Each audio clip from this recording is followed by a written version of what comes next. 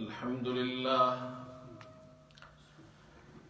نحمده ونستعينه ونستغفره ونؤمن به ونتوكل عليه ونعوذ بالله من شرور أنفسنا ومن سيئات أعمالنا من يهده الله فلا مضل له ومن يضلله فلا هادي له ونشهد أن لا إله إلا الله وحده لا شريك له ونشهد أن سيدنا وحبيبنا ومولانا محمدا عبده ورسوله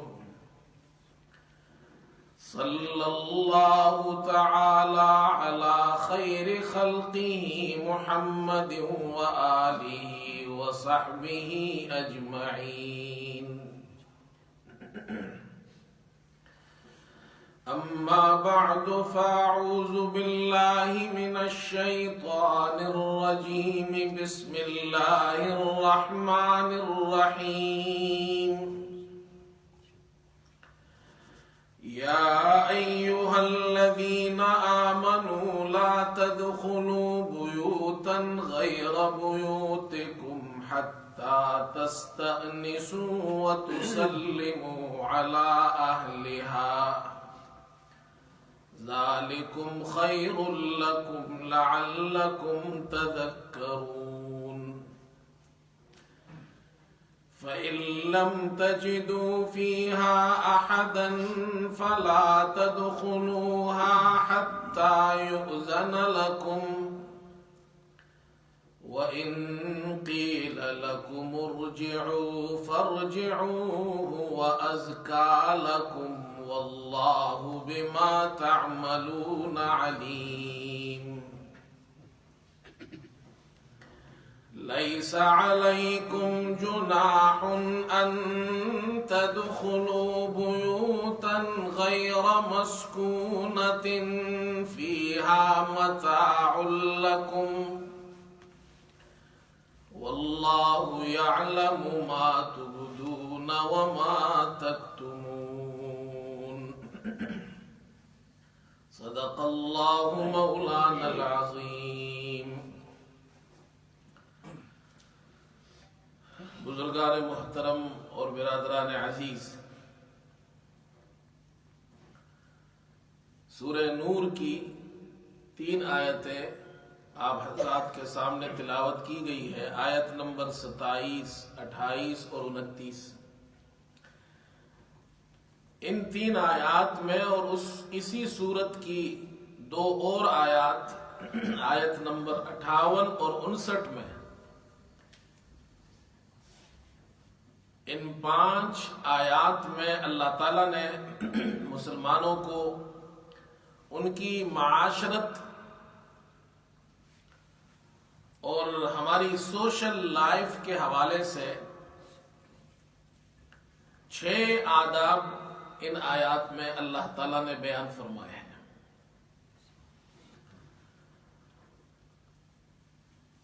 ہم اور آپ ایک سوسائٹی میں رہتے ہیں، ایک معاشرے میں رہتے ہیں، تو مسلمانوں کا معاشرہ کیسا ہونا چاہیے؟ وہ آپس میں ایک دوسرے سے ملتے ہیں تو ان کی باہمی ملاقات کیسی ہونی چاہیے؟ اور ایک دوسرے کے گھر ہم جاتے ہیں تو ان گھروں میں داخل ہونے کے کیا آداب ہیں، اس کو اللہ تعالیٰ نے ان آداب کو ان آیات میں بیان کیا ہے۔ جس علاقے میں ہم رہتے ہیں، جس محلے میں اور جس شہر میں ہم رہتے ہیں، وہاں مکانات ہوتے ہیں، اور مکانات کی 4 قسمیں ہیں۔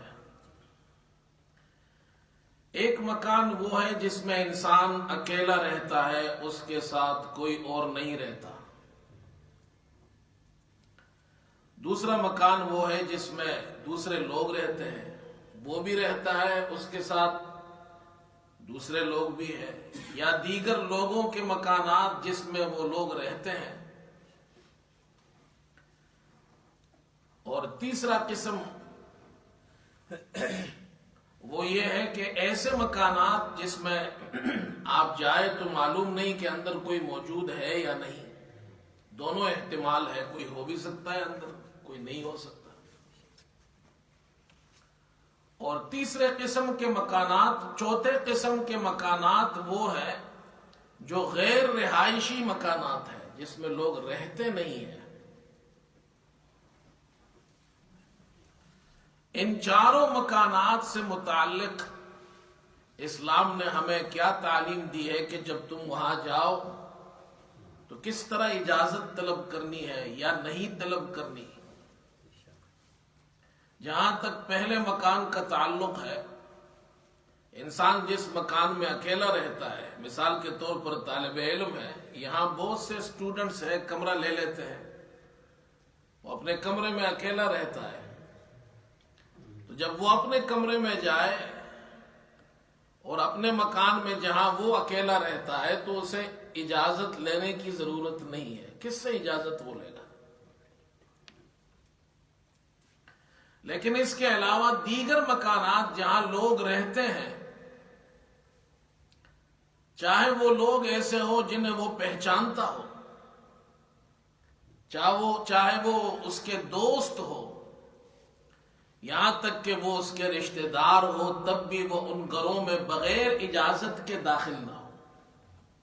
یہ اسلامی تعلیمات ہے، قرآن کریم نے ہمیں یہ تعلیم دی ہے.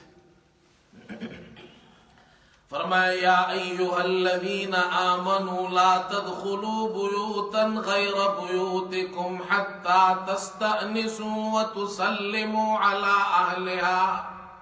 اے ایمان والو، تم اپنے گھروں کے علاوہ دوسروں کے گھروں میں اس وقت تک داخل نہ ہو جب تک کہ تم اجازت نہ لے لو، اور انہیں سلام جب تک نہ کہو. یہ تمہارے لیے بہتر ہے. ذالکم خیر لکم لعلکم تذکرون، تاکہ تم اسے یاد رکھو اور اس پر عمل کرو. اللہ تعالیٰ فرما رہے یہ تمہارے لیے بہتر ہے اجازت طلب کرنا. چاہے وہ تمہارا بے تکلف ساتھی ہو، تب بھی اس کے گھر میں ویسے ہی نہیں داخل ہونا چاہیے. چاہے وہ تمہارے رشتہ دار ہو، ماں کے گھر میں بھی بغیر اجازت کے نہ جائے، بیٹی کے گھر میں بھی بغیر اجازت کے نہ جائے، بہن کا گھر ہے بغیر اجازت کے نہ جائے. اسی طرح باپ عورتوں کے لیے بھی ہے، والد کا گھر ہے، بھائی کا گھر ہے، بیٹے کا گھر ہے، بغیر اجازت کے نہ جائے. تمہارے لیے بہتر یہ ہے. اللہ نے یہ ہمیں اچھی تعلیم دی ہے، اور اس کی وجہ یہ ہے کہ انسان اپنے گھر کے اندر بعض اوقات اس طرح رہتا ہے کہ وہ پسند نہیں کرتا کہ کوئی اسے دیکھ سکے. اللہ تعالیٰ نے جو گھر ہمیں دیے ہیں وہ سکون کا ذریعہ ہے. واللہ جعل لکم من بیوتکم سکنا، اللہ نے تمہارے لیے تمہارے گھروں کو سکون اور راحت کی جگہ بنایا ہے. تو انسان چاہتا ہے میں آرام سے رہوں، سکون کے ساتھ رہوں اور آزادی کے ساتھ رہوں، کسی اور کی مداخلت نہ ہو. اسی طرح گھروں میں خواتین ہوتی ہیں تو بے پردگی ہو سکتی ہے اگر بغیر اجازت کے لوگ داخل ہو. یہاں تک کہ ایک روایت میں آتا ہے، امام مالک رحمت اللہ علیہ فرماتے ہیں کہ ایک شخص رسول کریم صلی اللہ علیہ وسلم کی خدمت اقدس میں حاضر ہوئے اور انہوں نے آ کر آپ سے یہ مسئلہ پوچھا، اللہ کے رسول کیا میں اپنی والدہ کے پاس بھی اجازت لے کر جاؤں؟ آپ نے فرمایا ہاں. اس نے آپ سے پھر عرض کی انہا معی فی البیت، اے اللہ کے رسول وہ میرے ساتھ گھر میں رہتی ہے. آپ نے فرمایا تب بھی اجازت لے کر جاؤ. آپ نے فرمایا اس صحابی نے عرض کی اللہ کے رسول میں ان کی خدمت کرتا ہوں. تو آپ نے ایک جملہ ارشاد فرمایا تحب ان تراها عریانۃ، کیا تم اس بات کو پسند کرتے ہو کہ تم انہیں اس حالت میں دیکھو کہ وہ برہنہ ہو؟ انسان اپنے گھر میں جب ہوتا ہے تو گھر کے لباس میں ہوتا ہے، مختصر لباس میں ہوتا ہے. کبھی سویا ہوا ہوتا ہے تو بدن سے لباس ہٹ جاتا ہے. تو چاہے والدہ کا گھر ہو، چاہے بہنوں کا گھر ہو، بیٹیوں کا گھر ہو، تب بھی اجازت لے کر جائے. عبداللہ ابن عباس رضی اللہ تعالی عنہما سے ایک شخص نے یہ مسئلہ پوچھا کہ میری بہنیں ہیں میرے ساتھ رہتی ہیں، کیا میں ان سے اجازت لے کر اندر جاؤں؟ آپ نے فرمایا ہاں، ان سے اجازت لے کر جاؤ. وہ بار بار آپ سے پوچھتا رہا اور آپ نے بھی یہی ارشاد فرمایا کیا تم یہ پسند کرتے ہو کہ تم انہیں برہنہ حالت میں دیکھو؟ جب ان کے ہو سکتا ہے انسان سویا ہوا ہو، بدن سے کپڑا ہٹ سکتا ہے. جب اس نے بار بار آپ سے یہ پوچھا تو آپ نے آخر میں یہ ارشاد فرمایا کیا تم اللہ کی اطاعت کرنا چاہتے ہو؟ اس نے کہا ضرور میں اللہ کی اطاعت کرنا چاہتا ہوں. کہا پھر اللہ نے حکم دیا ہے کہ تم اجازت لے کر اندر داخل ہو. صحابہ اکرام رضی اللہ عنہم اجمعین وہ اللہ تعالیٰ کے احکامات پر، رسول کریم صلی اللہ علیہ وسلم کی تعلیمات پر پورے طور پر عمل کرتے تھے. وہ اس مسئلے کو سمجھ چکے تھے، یہاں تک کہ عبداللہ ابن مسعود رضی اللہ تعالی عنہ کی بیوی وہ روایت کرتی ہے کہ جب حضرت عبداللہ ہمارے گھر آتے، یعنی اپنے گھر آتے، گھر میں بیوی ہے، بیوی سے کوئی پردہ نہیں، بیوی سے اجازت لینا کوئی ضروری نہیں، میاں بیوی کے اندر کوئی پردہ نہیں ہوتا. لیکن حضرت عبداللہ ابن مسعود رضی اللہ عنہ جب گھر آتے تو داخل ہونے سے پہلے آپ یہ اطلاع پہنچا دیتے تھے کہ میں گھر آ رہا ہوں، تو آپ ذرا زور سے کھنکھارتے تاکہ گھر والوں کو معلوم ہو جائے کہ میں آ گیا ہوں. تو یہ اسلام نے ہمیں یہ تعلیمات دی ہے. پہلا حکم یہ دیا ہے کہ جب کسی کے گھر آپ جاؤ، چاہے وہ تمہارا بے تکلف دوست ہو، ساتھی ہو، رشتہ دار ہو، ان کے یہاں بھی بغیر اجازت کے داخل نہ ہو. پھر آپ صلی اللہ علیہ وسلم نے ہمیں یہ تعلیم بھی دی ہے کہ اجازت لینے کا طریقہ کیا ہے. احادیث میں غور کرنے سے معلوم ہوتا ہے آپ صلی اللہ علیہ وسلم نے جو طریقہ سکھایا ہے وہ یہ، جب تم کسی کے یہاں جاؤ تو یوں کہو السلام علیکم ادخل، پہلے سلام کرو، اس کے بعد کہو کیا میں اندر آ سکتا ہوں. یہاں تک کہ رسول کریم صلی اللہ علیہ وسلم جب خود کسی کے گھر تشریف لے جاتے تو آپ دروازے کے بالکل سامنے کھڑے نہیں ہوتے، آپ دائیں طرف کھڑے ہوتے یا بائیں طرف کھڑے ہوتے. آپ نے اس سے منع فرمایا کہ دروازے کے بالکل سامنے کھڑے نہ ہو. گھروں کے اندر جھانکنا جائز نہیں. کھڑکی کھلی ہوئی ہے تب بھی کسی کے گھر میں کمرے میں جھانکنا منع ہے. پرائیویسی ہے، انسان کی پرائیویٹ لائف ہوتی ہے، وہ اپنی اس زندگی کے اندر اس وقت کے اندر کسی کی مداخلت برداشت نہیں کرتا. اللہ تعالیٰ نے منع کیا ہے کہ کسی انسان کو تم تکلیف مت پہنچاؤ. اس کے گھر کے باہر کھڑے ہو تو ایک سائیڈ میں کھڑے ہو جاؤ اور اجازت لے کر اندر جاؤ. اندر والے ہو سکتا ہے گھر میں کوئی مرد نہ ہو اور کوئی خاتون پوچھے کہ کون ہے تو اپنا پورا نام بتائے تاکہ گھر والوں کو معلوم ہو جائے کون آئے تھے، کس لیے آئے تھے. دستک دی اور باہر کھڑے ہیں اور اندر سے پوچھا جا رہا ہے، اور اگر باہر والا خاموش ہے تو پریشان ہو جائیں گے کہ بھئی یہ کون باہر ہے، یا اپنا نام نہیں بتاتا. تو اپنا تعارف کرائے ضرور. خطیب بغدادی نے ایک واقعہ نقل کیا ہے کہ علی ابن عاصم یہ بصرہ گئے، حضرت مغیرہ ابن شعبہ رضی اللہ عنہ سے ملاقات کے لیے۔ جب ان کے گھر پہنچے تو انہوں نے اجازت طلب کی۔ اندر سے حضرت مغیرہ نے پوچھا کہ کون ہے؟ تو حضرت علی ابن عاصم نے کہا انا، میں ہوں۔ تو حضرت مغیرہ نے کہا کہ میرے دوستوں میں ایسا کوئی دوست نہیں جس کا نام انا ہے۔ اور پھر آپ نے یہ حدیث سنائی۔ حضرت جابر رضی اللہ عنہ رسول کریم صلی اللہ علیہ وسلم کی خدمت اقدس میں حاضر ہوئے، وہ خود فرماتے ہیں، اور آپ سے اجازت مانگی۔ آپ صلی اللہ علیہ وسلم نے پوچھا من ذا، کون ہے؟ حضرت جابر نے عرض کی انا، میں ہوں۔ آپ نے فرمایا انا۔ آپ نے ناپسند فرمایا، یہ نہ کہو میں ہوں۔ میں ہوں سے کیا معلوم ہوتا ہے کون ہے؟ اپنا نام بتائے، اپنا تعارف کروائے، کس کام سے آئے ہیں آپ وہ بتائے۔ پھر اسلام کی اور رسول کریم صلی اللہ علیہ وسلم کی تعلیمات پر غور فرمائیے۔ آپ نے ہمیں ایک اچھی تہذیب سکھائی ہے۔ آپ صلی اللہ علیہ وسلم نے مسلمانوں کو ایسی تہذیب سکھائی ہے کہ مسلمان دنیا کے اندر ایک مہذب قوم کے طور پر ان کی پہچان ہو۔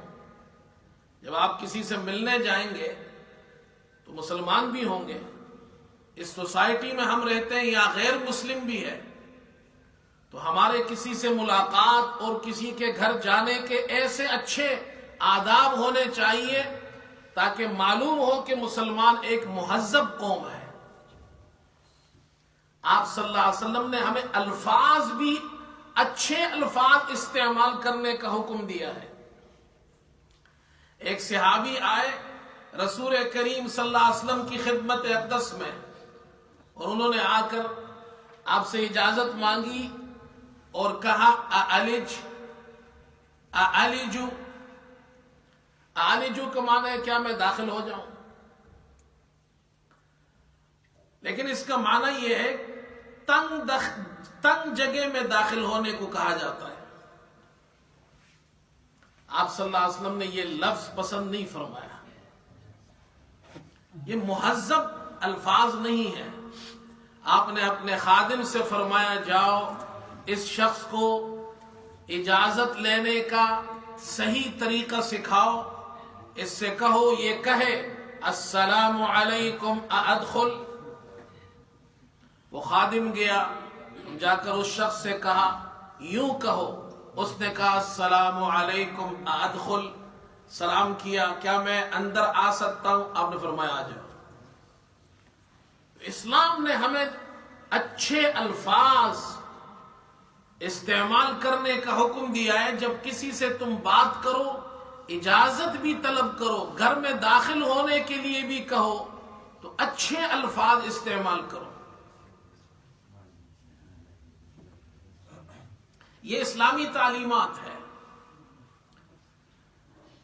پھر آج کل کے زمانے میں اب اجازت لینے کے طریقے بدل گئے ہیں، لیکن ہمیں تب بھی مہذب طریقے سے اجازت مانگنی چاہیے۔ اسلامی تعلیمات کو ہمیں ملحوظ نظر رکھنا چاہیے۔ آپ کسی کے گھر جاتے ہیں، گھنٹی بجاتے ہیں، یہ اجازت مانگنے کا ایک طریقہ ہے۔ اندر سے کوئی پوچھے تو آپ جواب دیں، گھر میں داخل ہو تو سلام کریں السلام علیکم۔ اسی طرح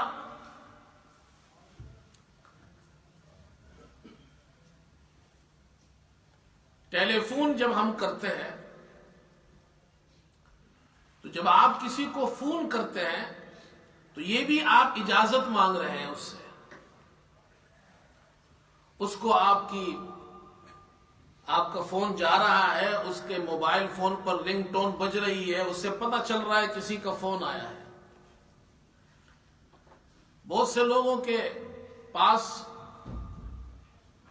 دوسرے دوستوں کے لوگوں کے نام سیو ہوتے ہیں، محفوظ ہوتے ہیں، انہیں معلوم ہوتا ہے کہ فلاں دوست نے فون کیا ہے، وہ تو اچھی بات ہے، اس سے اندازہ ہو جائے گا. اور بہت سے نام سیو نہیں ہوتے ہیں، نمبر آتا ہے لیکن یہ نہیں معلوم ہوتا کس نے فون کیا ہے. تو فون کے اندر بھی ہمیں ان چیزوں کا خیال رکھنا چاہیے. مثال کے طور پر ہم کسی کو ایسے وقت فون نہ کریں جو اس کے آرام کا وقت ہو. رات کو عشاء کے بعد ایک شخص سویا ہوا ہے، اس کو فون کر رہے ہیں،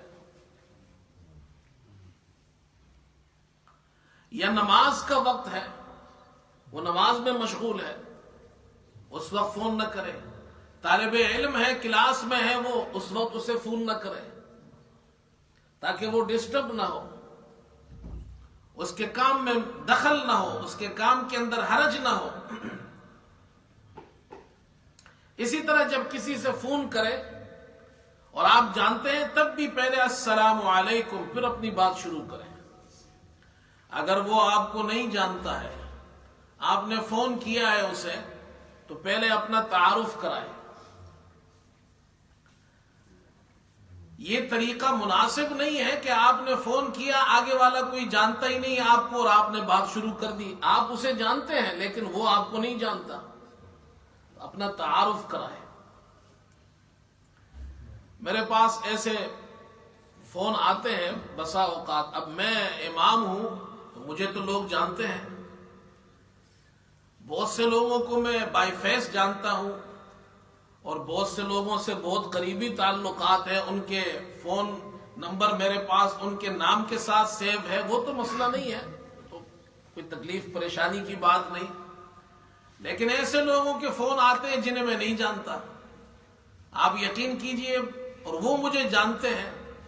5-10 منٹ گفتگو ہوتی ہے اور مجھے آخر تک پتہ نہیں چلتا کہ صاحب نے فون کیا ہے. اپنا تعارف کرائے.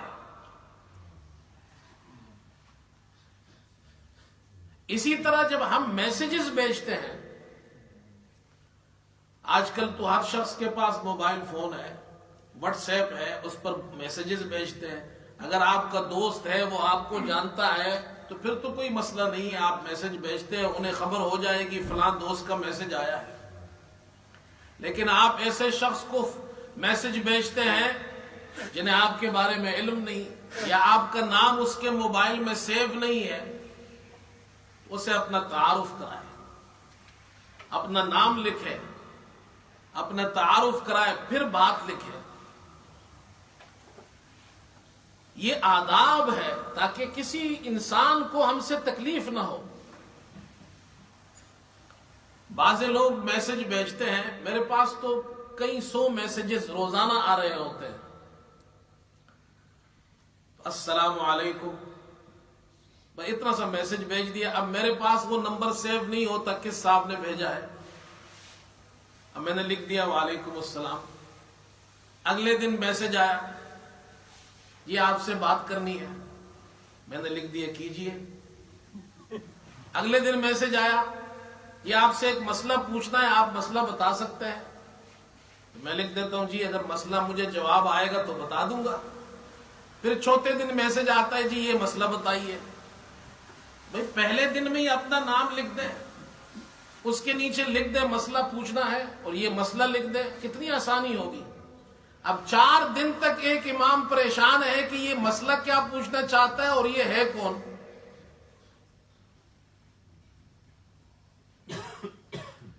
اور اللہ تعالیٰ نے قرآن پاک میں ہمیں یہ تعلیم دی ہے. حضرت سلیمان علیہ السلام نے خط لکھا ملکہ سبا کو، اور وہ خط، اس کا ذکر اللہ تعالیٰ نے قرآن میں کیا ہے. ہدہد سے کہا یہ خط لے جاؤ اور ملکہ کے محل میں یہ خط پہنچا دو. ہدہد نے خط پہنچایا، اس نے خط اٹھایا، انی القی الی کتاب کریم، میرے پاس ایک باوقعت خط آیا ہے. پھر وہ ملکہ کہتی ہے انہ من سلیمان وانہ بسم اللہ الرحمن الرحیم، یہ سلیمان کی طرف سے ہے، اس میں لکھا ہے بسم اللہ الرحمن الرحیم. اپنا نام پہلے لکھا تاکہ معلوم ہو جائے کہ یہ خط کس کی طرف سے آ رہا ہے، پڑھنے والے کو اندازہ ہو. ہاں فلاں کی طرف سے خط ہے، اب اسے معلوم ہو گئے، اب وہ شخص یہ بات کرنا چاہتا ہے. یہ اسلام نے بڑی سہولت دی ہے. ہمارے یہاں عام رواج ہے، ہم نام آخر میں لکھتے ہیں. ایک شخص اگر اس کو نہیں معلوم تو پورا خط پڑھتا ہے، آخر میں پتہ چلتا ہے فلاں آدمی کہہ رہا ہے. لیکن انبیاء علیہ السلام کی جو سنت ہے وہ اللہ نے قرآن میں یہ بیان کی ہے کہ وہ اپنا نام پہلے لکھتے ہیں تاکہ لکھنے والے کو پڑھنے سے پہلے معلوم ہو جائے کہ کہنے والا لکھنے والا کون ہے. حضور اکرم صلی اللہ علیہ وسلم جب خط لکھتے تھے، آپ نے مسلمانوں کو، صحابوں کو بھی خط لکھے. حضرت معاذ رضی اللہ عنہ کو آپ صلی اللہ علیہ وسلم نے خط لکھا، ان کے بیٹے کی تعزیت کا خط لکھا، اور آپ نے اپنا نام پہلے لکھا، من محمد رسول اللہ صلی اللہ علیہ وسلم. آپ صلی اللہ علیہ وسلم نے بادشاہوں کو خطوط لکھے، من محمد رسول اللہ. یہ آپ صلی اللہ علیہ وسلم کا طریقہ تھا، اسے معلوم ہو جائے کس کا خط ہے. یہ حضرت انس رضی اللہ تعالی عنہ فرماتے ہیں، اللہ اکبر، فرماتے ہیں رسول کریم صلی اللہ علیہ وسلم سے زیادہ کوئی قابل تعظیم نہیں. یہ ہمارا ایمان ہے، آپ صلی اللہ علیہ وسلم سے زیادہ کوئی قابل تعظیم نہیں ہے. اللہ کے بعد سب سے بڑا مقام آپ کا ہے. اتنا بڑا مقام ہے آپ کا کہ اللہ کے بعد سب سے بڑا مقام آپ کا، کوئی آپ سے زیادہ قابل تعظیم نہیں. حضرت انس فرماتے ہیں اس کے باوجود صحابہ جب حضور صلی اللہ علیہ وسلم کو خط لکھتے تھے تو صحابہ اپنا نام پہلے لکھتے تھے. حضرت علا حضرمی، یہ ایک صحابی ہے رضی اللہ تعالی عنہ، رسول کریم صلی اللہ علیہ وسلم نے ان کو بحرین کا عامل بنایا تھا. انہوں نے حضور صلی اللہ علیہ وسلم کو خط لکھا اور خط کی ابتدا میں اپنا نام پہلے لکھا، من العلاء الحضرمی الى رسول اللہ صلی اللہ علیہ وسلم. یہ خط علاء حضرمی کی طرف سے رسول کریم صلی اللہ علیہ وسلم کی خدمت میں ہے. اپنا نام اس لیے پہلے لکھا کہ اللہ کے رسول صلی اللہ علیہ وسلم کی یہ تعلیمات تھی. تو جب ہم کسی کو میسج بھیجیں اور وہ شخص ہمیں نہیں جانتا ہو تو اپنا نام پہلے لکھے، اپنا تعارف کرائے، اس کے بعد لکھے، اپنی بات لکھے تاکہ اسے تکلیف نہ ہو. بہرحال تو میں یہ عرض کر رہا تھا، پہلا حکم اللہ نے دیا، تم دوسروں کے گھروں میں جاؤ تو اجازت لے کر جاؤ. اس کے بعد دوسرا حکم دیا، فرمایا فَإِن لَّمْ تَجِدُوا فِيهَا أَحَدًا فَلَا تَدْخُلُوهَا حَتَّى يُؤْذَنَ لَكُمْ. اگر تم کسی کے پاس ملنے جاؤ، کسی کے گھر جاؤ اور وہاں ان گھروں میں، اس گھر میں تم کسی کو نہ پاؤ، وہاں کوئی نہیں ہے، تمہیں وہاں کوئی نہ ملے، اندر کوئی نہیں کہ تمہیں اجازت دے، تو فلا تدخلوا حتى يؤذن لكم، بغیر اجازت کے کسی کی پراپرٹی میں داخل ہونے کی تمہیں اجازت نہیں. یہ نہیں سمجھنا چاہیے کہ جی میں اندر جا کر دیکھ لوں کہ کوئی ہے یا نہیں ہے. جب اندر سے کوئی نہیں بول رہا تو اندر کوئی نہیں ہے. اور تیسرا حکم دیا، ہو سکتا ہے اندر کوئی ہو، وَإِنْ قِيلَ لَكُمُ ارْجِعُوا فَارْجِعُوا هُوَ أَزْكَىٰ لَكُمْ. اندر ہے کوئی لیکن ہو سکتا ہے وہ مصروف ہو، تم سے ملنا نہیں چاہتا، فَارْجِعُوا، اور وہ تم سے کہے وَإِنْ قِيلَ لَكُمُ ارْجِعُوا فَارْجِعُوا، اگر تم سے کہا جائے کہ واپس چلے جاؤ تو تم واپس چلے جاؤ. اللہ تعالیٰ فرماتے ہیں اس میں تمہارے لیے ستھرائی ہے، پاکیزگی ہے. واللہ بما تعملون علیم، جو تم کرتے ہو اللہ اسے خوب جانتا ہے. کہ تم واپس جاتے ہو یا ادھری دروازے پر ڈیرا جما لیا ہے؟ رسول کریم صلی اللہ علیہ وسلم نے ہمیں جو تعلیمات دی ہے وہ تعلیمات یہ ہے جب آپ کسی سے ملنے جائیں 3 بار اجازت طلب کریں. حضرت قتادہ فرماتے ہیں کہ 3 بار اجازت لینے کی وجہ یہ ہے کہ پہلی مرتبہ جب آپ نوک کرتے ہیں یا گھنٹی بجاتے ہیں تو گھر والوں کو معلوم ہو کہ باہر کوئی ہے. دوسری مرتبہ اجازت لینے کی وجہ یہ بیان کی تاکہ وہ تیاری کر لیں. اگر انہوں نے کپڑے پورے نہیں پہنے تو کپڑے پورے پہن لیں، اپنے آپ کو تیار کر لیں، مہمان سے ملاقات کے لیے اپنے آپ کو پریپیئر کر لیں. اور تیسری مرتبہ اجازت اس لیے تیسری مرتبہ اجازت لینے کی وجہ یہ بیان کی کہ اگر وہ تم سے ملنا چاہے تو آ جائے گا، نہیں ملنا چاہے تو نہیں آئے گا، اس لیے تمہیں واپس چلا جانا چاہیے.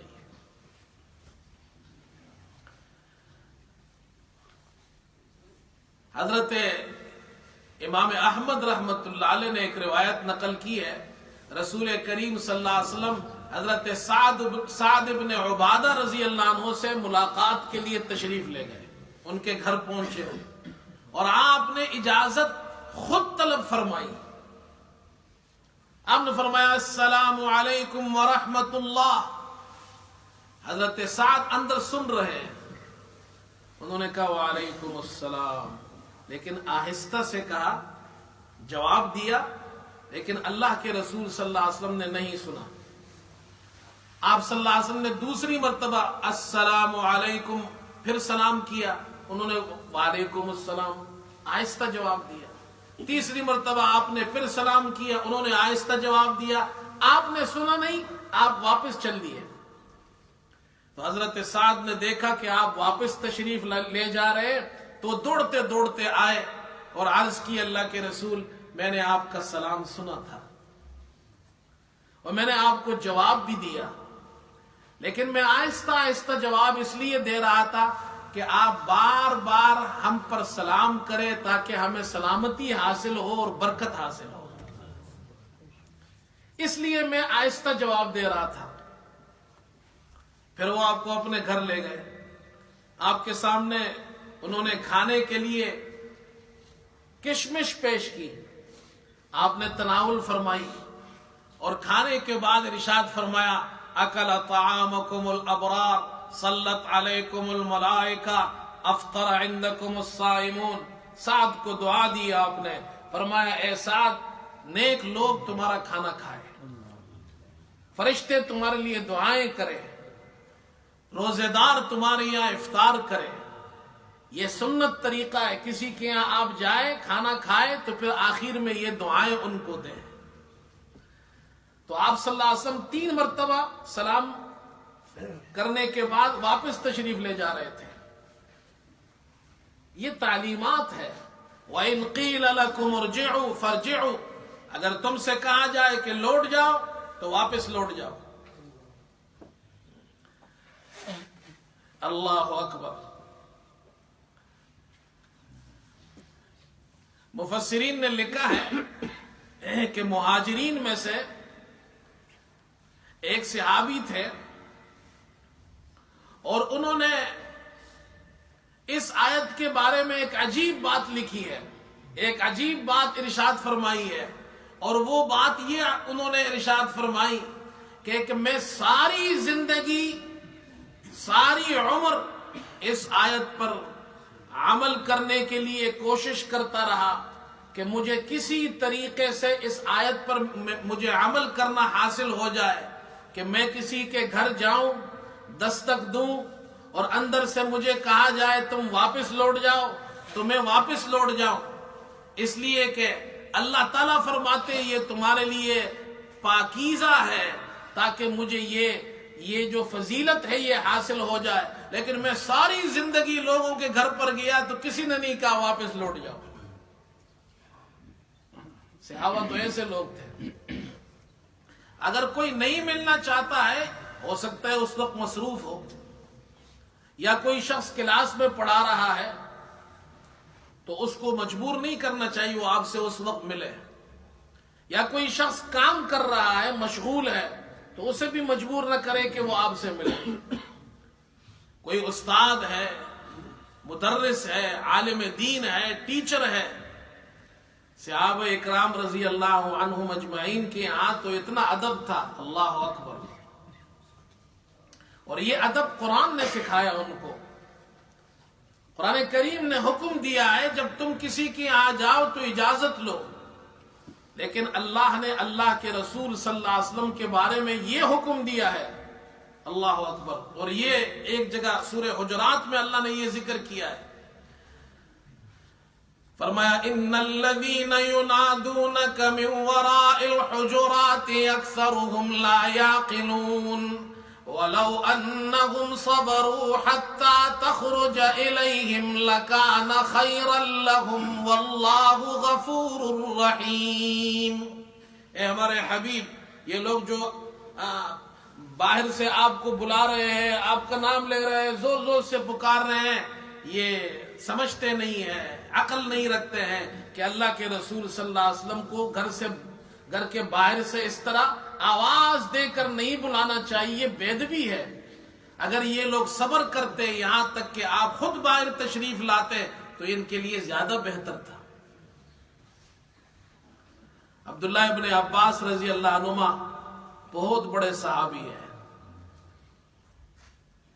وہ فرماتے ہیں ادب دیکھے، اور یہ تو ہمارے یہاں مشہور مقولہ ہے، با ادب با نصیب. ادب کتنا ہے. عبداللہ ابن عباس حضرت عباس کے بیٹے ہیں. صحابہ جانتے ہیں کہ ان کا مقام کیا ہے اور ان کے ابا کا مقام کیا ہے. ان کے والد حضور صلی اللہ علیہ وسلم کے چچا ہے، سگے چچا ہے، سب صحابہ جانتے ہیں. لیکن ادب دیکھیے.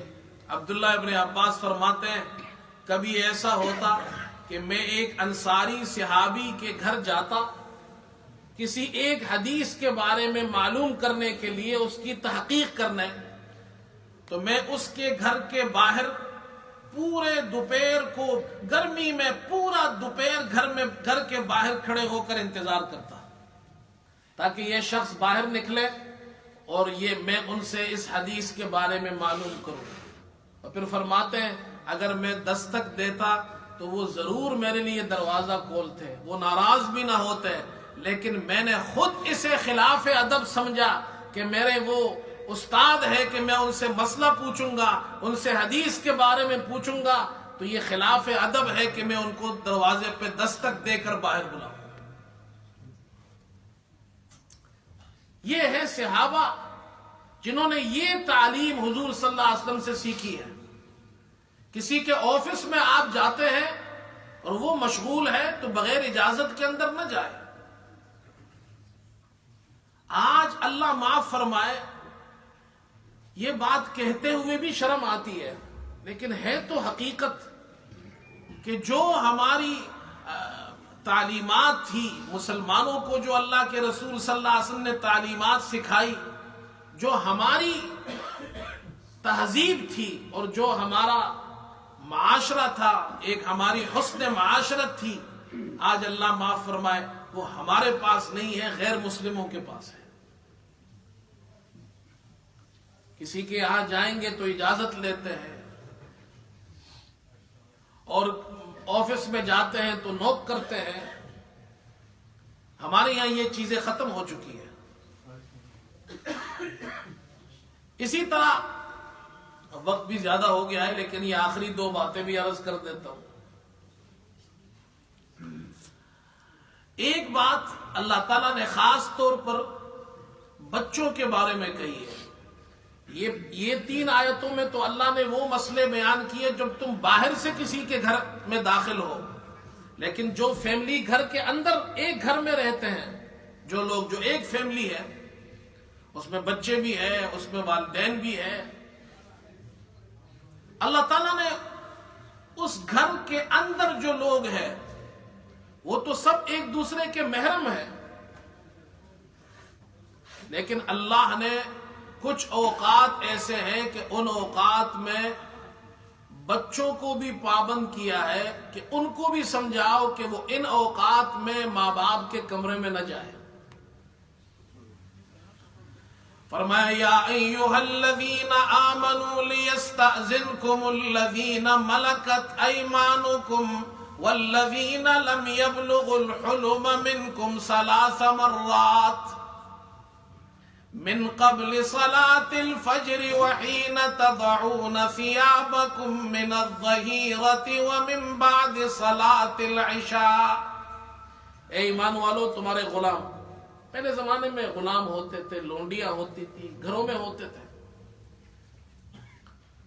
اور وہ بچے جو بلوغت کی عمر تک نہیں پہنچے ہیں، نابالغ ہے لیکن ہے سمجھدار، تو وہ بھی تمہارے کمروں میں ان 3 اوقات میں بغیر اجازت کے داخل نہ ہو.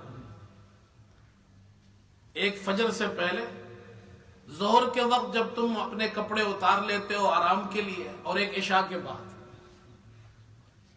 اس لیے کہ میاں بیوی بھی یہ پسند نہیں کرتے ہیں کہ جب وہ اپنے کمرے میں ہو تو ان کے اپنے بچے بھی بغیر اجازت کے کمرے میں داخل ہو. اپنے بچوں سے بھی شرم آتی ہے ماں باپ کو.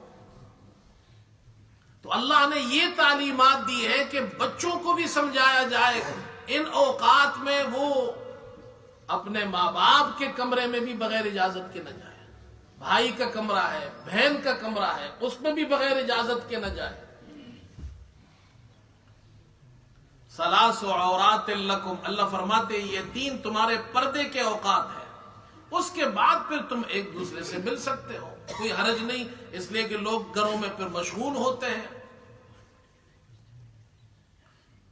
اور آخر میں یہ فرمایا وَإِذَا بَلَغَ الْأَطْفَالُ مِنْكُمُ الْحُلُمَ فَلْيَسْتَأْذِنُوا كَمَا اسْتَأْذَنَ الَّذِينَ مِنْ قَبْلِهِمْ. جب بچے بالغ ہو جائے تو پھر انہیں بھی اجازت لینی چاہیے جس طرح ان سے پہلے لوگ اجازت لیتے ہیں. جس طرح دوسرے لوگ اجازت لیتے ہیں تو بالغ بچہ جب ہو جائے اب انہیں سمجھانا چاہیے کہ بیٹا تم بالغ ہو گئے ہو. ماں باپ کی نظر میں تو بچہ بالغ ہونے کے بعد 18-20 سال کا بھی ہو جائے تو وہ اس کو ویسے بھی چھوٹا لگتا ہے. ماں باپ تو 20 سال کے 22 سال کے بچے کو بھی اپنا چھوٹا بچہ سمجھتے ہیں، لیکن دوسروں کی نظر میں تو وہ بچہ نہیں ہوتا، وہ تو مرد بن چکا ہے، وہ تو عورت بن چکی ہے. تو بچوں کو سمجھانا چاہیے کہ اب تم بڑے ہو گئے ہو، اب تم ایڈلٹ ہو گئے ہو، اب دوسروں کے گھر میں بغیر اجازت کے داخل نہ ہو، اور اپنے گھر میں بھی ہو تو ان 3 اوقات میں جب کہ آرام کے اوقات ہیں ان اوقات میں پھر کمروں میں داخل نہ ہو. یہ اللہ تعالیٰ نے ہمیں تعلیمات دی ہے. حضرت ابن عباس رضی اللہ عنہما فرماتے ہیں، وہ اپنے زمانے میں فرماتے ہیں، لوگوں نے 3 آیتوں پر عمل کرنا چھوڑ دیا. پہلی آیت یہ ہے کہ رشتہ دار بھی ایک دوسرے سے اجازت لے کر داخل نہیں ہوتے گھروں میں اور کمروں میں، حالانکہ اللہ نے اس کا حکم دیا ہے. اور اس کی وجہ یہ ہے کہ شروع کے زمانے میں گھروں کے دروازوں پر پردے نہیں ہوتے تھے، بعد میں پھر پردے آ گئے. حضرت ابن عباس فرماتے ہیں پردہ آنے، دروازوں پہ پردے لگ جانے کے بعد بھی لوگ اجازت لینی چاہیے، یہ نہیں سمجھنا چاہیے صرف پردہ کافی ہے. دوسری آیت یہ ارشاد فرمائی، لوگوں نے اس آیت پر عمل کرنا چھوڑ دیا. وَإِذَا حَضَرَ الْقِسْمَةَ أُولُو الْقُرْبَى وَالْيَتَامَى وَالْمَسَاكِينَ فَارْزُقُوهُم مِّنْهُ وَقُولُوا لَهُمْ قَوْلًا مَّعْرُوفًا.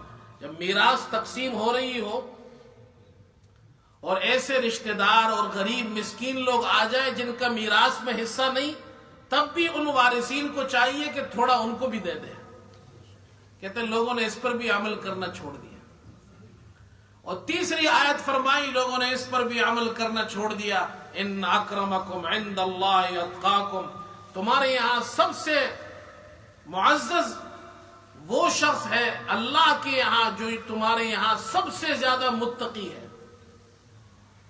فرمایا اب لوگوں نے اس پر بھی عمل کرنا چھوڑ دیا. اب لوگ یہ سمجھتے ہیں ہمارے یہاں سب سے عزت والا وہ ہے جس کے پاس سب سے بڑا گھر ہے. فرمایا اللہ کے یہاں سب سے عزت والا وہ ہے جس کے پاس تقوی سب سے زیادہ ہے. تو بہرحال یہ چند باتیں عرض کی گئی ہے. اسے کہتے استیزان، اجازت طلب کرنا. دوسروں کے گھروں میں جائے یا اپنے گھر میں بھی ہو دوسرے کمروں میں جائے تو اجازت اور نوک کر کے جائے. اللہ تعالی ہم سب کو اس پر عمل کی توفیق عطا فرمائے. وآخر دعوانا ان الحمد للہ رب العالمین.